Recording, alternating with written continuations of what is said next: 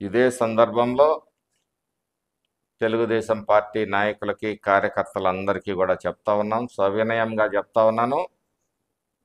ఎటువంటి పరిస్థితుల్లో పార్టీలో డిస్టర్బెన్స్ని అనుభవించే పరిస్థితి ఉండదు. చాలామందికి చాలా ఆశలు ఉండొచ్చు. మన ఆశలన్నీ భగవంతుడే నెరవేర్చలేడు. అలాంటప్పుడు మరి 20 సంవత్సరాల ఆకాంక్షల్ని నెరవేర్చడానికి నా దగ్గర మంత్రదండం ఏమీ లేదు.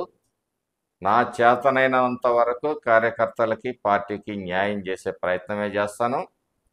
పార్టీలో కోవర్ట్ ఆపరేషన్ చేయాలనుకునే వాళ్ళందరినీ కూడా గమనిస్తూనే ఉన్నాం.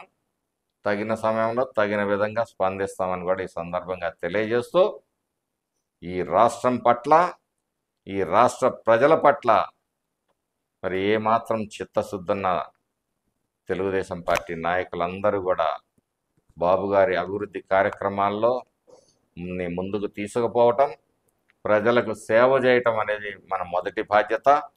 మనం మొట్టమొదట ఈ నియోజకవర్గంలో కోరుకున్నది ఏదైనా ఉంది అంటే ఒక స్వేచ్ఛాయుత వాతావరణంలో తెలుగుదేశం పార్టీ నాయకులు కార్యకర్తలు బతకాలని.